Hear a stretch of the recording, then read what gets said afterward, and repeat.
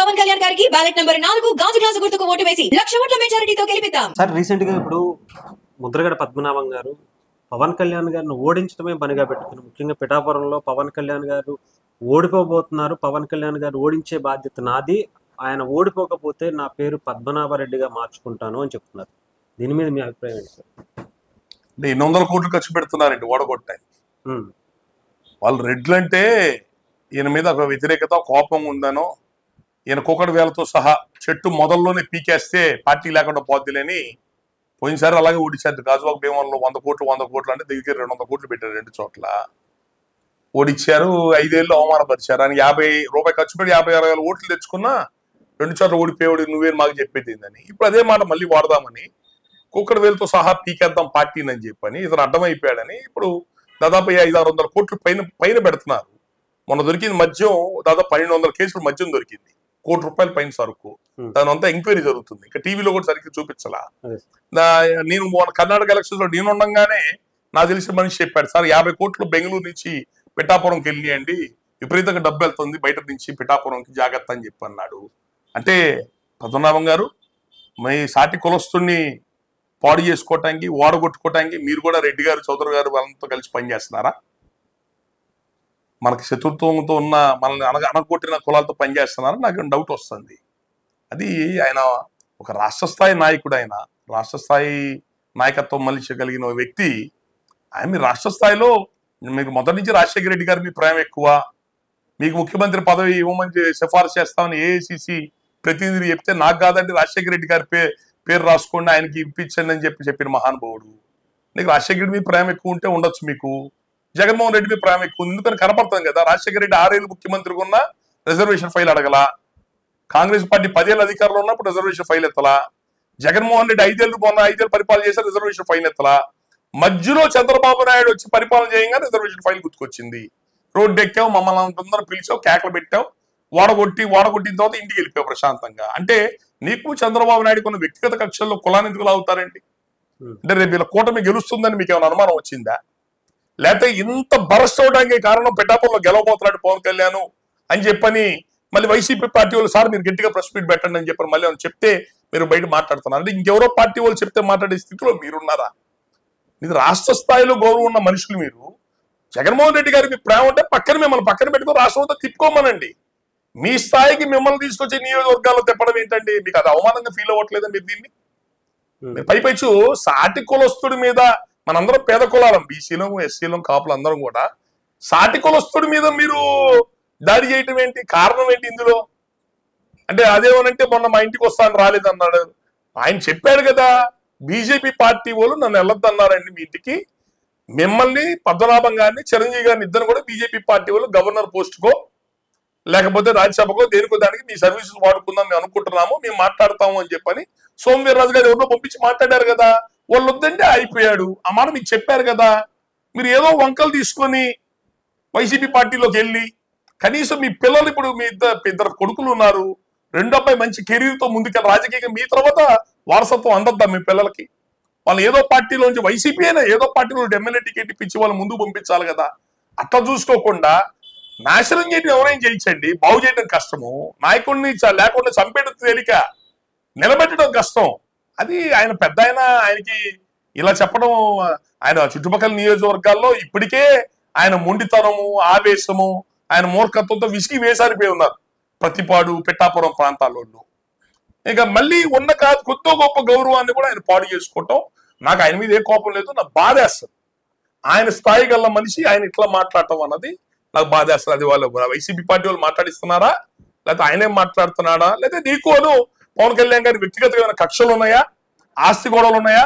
ప్రజారాజ్య పార్టీలో చిరంజీవి గారు ప్రజారాజ్య పార్టీ పెట్టినప్పుడు కూడా మీరు ఇట్లాగే చేశారు కదా. చిరంజీవి గారు ప్రజారాజ్య పార్టీ పెట్టిన రోజు కూడా మీరు ఇట్లాగే గొడవ చేశారు కదా. కాంగ్రెస్ పార్టీకి వ్యతిరేకంగా కాంగ్రెస్ పార్టీ రాజశేఖర రెడ్డి అడిగాడని కాంగ్రెస్ పార్టీలో చేరి పిఠాపురంలో నిలబడి ఆ చుట్టుపక్కల నియోజకవర్గాలకు కూడా వెళ్ళి చిరంజీవి మీద, ప్రజారాజ్యం మీద వ్యతిరేక ప్రచారం చేసి ఆయనకు ఆ రోజు ఆయన ద్వేషం అంతా కక్కాడు. చివరికి ఏమైంది? పిఠాపురంలో ఓడిపోయాడు. ప్రజారాజ్యంలో మీరు నిలబడి మీరు వంగాగీత, ఇప్పుడున్న వంగాగీత గారు ప్రజారాజ్యం పార్టీ ఆ రోజున ఆమె చేతులు మీరు ఓడిపోయారు. ఇప్పుడు మీరు ఎక్కడో కూర్చొని ఓడ కొడతారంటున్నారు. ఆ రోజు ప్రజారాజ్య పార్టీలో ఇంతే ద్వేషంగా పనిచేశారు చిరంజీవి మీద. ఈ రోజు జనసేన పార్టీ పెట్టిన రోజు నుంచి ఈ రోజు దాకా పవన్ కళ్యాణ్ ఏదో ఒకటి అంటానే ఉన్నారు. నా ఉద్యమం నడిచేటప్పుడు ఎక్కడున్నాడు? రిజర్వేషన్ ఉద్యమం నడిపాడు. నా ఇంటికి వచ్చి ఓదార్చాడా? ఆయన పార్టీ అధ్యక్షుడా కోనాయకుడా వచ్చి ఓదార్చడానికి? చిరంజీవి గారు, దాసరి నారాయణరావు గారు ఇద్దరు పెద్ద దిగ్గజాలు హైదరాబాద్ నుంచి వచ్చి ఎయిర్పోర్ట్ లో దిగి పోలీసు వాళ్ళు ఆపితే వెనక్కి వెళ్ళిపోయారు. హైదరాబాద్ లో చిరంజీవి గారి దగ్గరుండి స్వయంగా పద్మనాభం గారి సపోర్ట్ కు మీటింగ్ వచ్చి వెళ్ళారు కదా. ఏం చిరంజీవి గారు వస్తేనే పవన్ కళ్యాణ్ సోటి కదా కుటుంబంలో?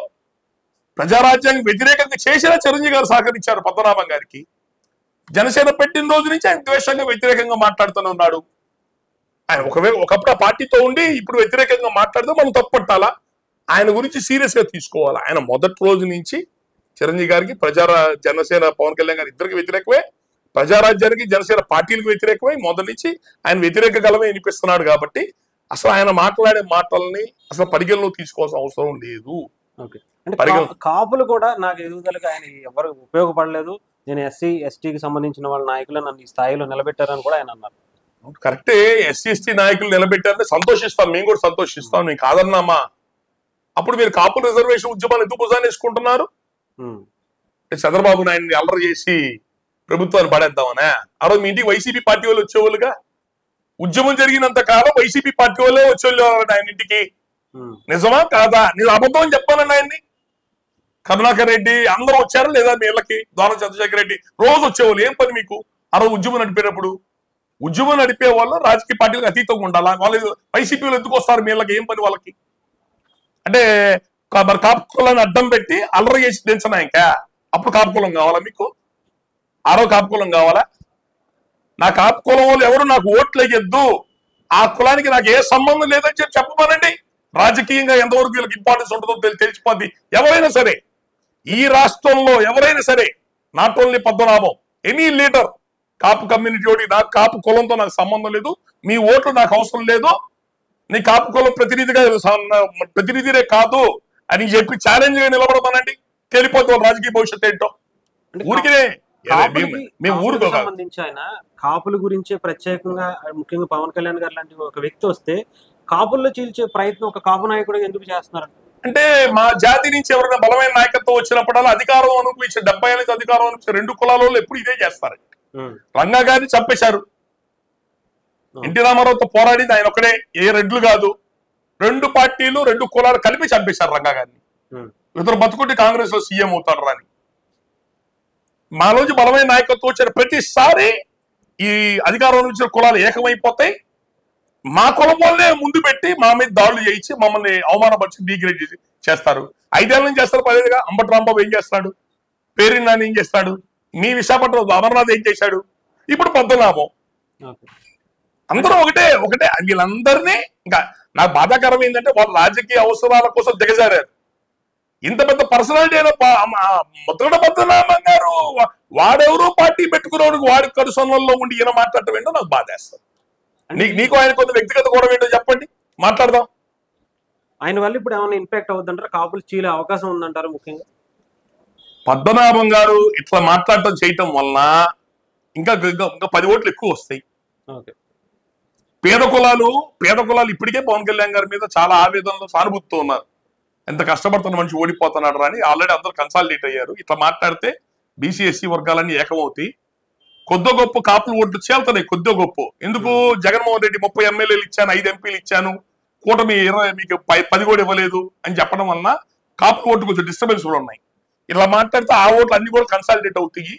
రేపు ఆయన గెలుపుకి ఇంకా అవకాశాలు ఉంటాయి. ఎవరు వచ్చి ఏమి చేసినా అత్యంత భయంకరంగా దౌర్జన్యాలు చేస్తున్నారు, మందు సప్లై చేస్తున్నారు, డబ్బు సప్లై చేస్తున్నారు. ప్రతి వాడిని 4 ఇళ్ళు ఇంట్లో 4-5 మనుషుల ఇంట్లో ₹1,00,000 డబ్బులు ఇస్తున్నారు. ప్రామిసర్ నోటు రాయించుకుంటారు. పవన్ కళ్యాణ్ గారు ఓడిపోతే డబ్బులు ఇవ్వాల్సి పని లేదు. వైసీపీ గెలుస్తే, వైసీపీ ఓడిపోతే ఆ ప్రామిసర్ నోటు ₹1,00,000 డబ్బులు తిరిగి ఇవ్వాలా? ఇట్లా శతకోటి దరిద్రాల ₹100 కోట్లలాగా ఎంత దుర్మార్గానికైనా దిగజారి ఓడించాలని చూస్తున్నారు. ఇది రాయలసీమ కాదు, ఇష్టం వచ్చినట్టు పిచ్చి పిచ్చి వేషాలు వేయడానికి, దౌర్జన్యాలు చేసి డబ్బుతో చేద్దామని. ఇది కోస్తా జిల్లాలు, కోసి కారం పెడతారు.